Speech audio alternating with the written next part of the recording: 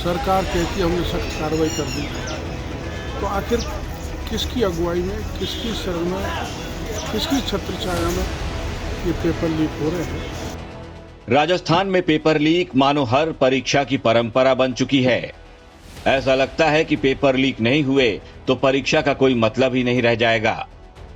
हैरानी तो इस बात की है कि अब तो राजस्थान की परीक्षाओं के प्रश्न पत्र इंटरनेशनल लेवल पर लीक हो रहे हैं।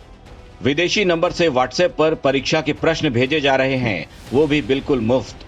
अब जब प्रतियोगी परीक्षाओं के पेपर फ्री में रेवड़ियों की तरह बांटे जा रहे हैं, तो आप ही सोचिए कि पारदर्शी परीक्षा करवाने वाले सरकार के दावों में कितना दम है।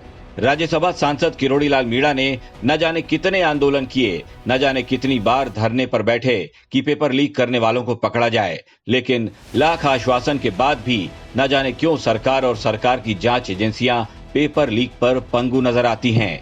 एक के बाद एक परीक्षाओं के पेपर लीक हो रहे हैं। एक परंपरा सी बन गई है, पेपर दर पेपर लीक हो रहा है। पर अफसोस की बात यह है कि जिन CHO संविदा कर्मियों की परीक्षा का पेपर था, वो भी अंत में लीक हो गया। तो ये समझ से बाहर है। सरकार कहती है हमने कानून बना दिया, सरकार कहती है हमने सख्त कार्रवाई कर दी, तो आखिर किसकी अगुवाई में, किसकी शरण में, किसकी छत्रछाया में ये पेपर लीक हो रहे हैं? CHO का पेपर संविदा कर्मी पोस्टिंग के लिए, वो भी लीक हो जाना शर्मनाक घटना है। और सरकार इस पर विचार कर रही है कि पेपर रद्द किया जाए या नहीं किया जाए। सैकड़ों स्पष्ट प्रमाण होने के बाद भी सरकार राजस्थान के बेरोजगार की आंखों में धूल झांकना चाहती है, धूल फेंकना चाहती है, धूल डालना चाहती है। इसलिए मैं मांग करूंगा मुख्यमंत्री जी से कि CHO के पेपर को रद्द किया जाए। अशोक गहलोत साहब भी पेपर लीक पर अजीब सी दलील देकर अपना पीछा छुड़ाते दिखते हैं। कहते हैं कि बताइए कहां पेपर लीक नहीं हो रहे। अरे गहलोत साहब, आप प्रदेश के मुखिया हैं, आप ही ऐसी गैर जिम्मेदाराना बातें करेंगे तो फिर युवाओं के मनोबल पर क्या असर पड़ेगा?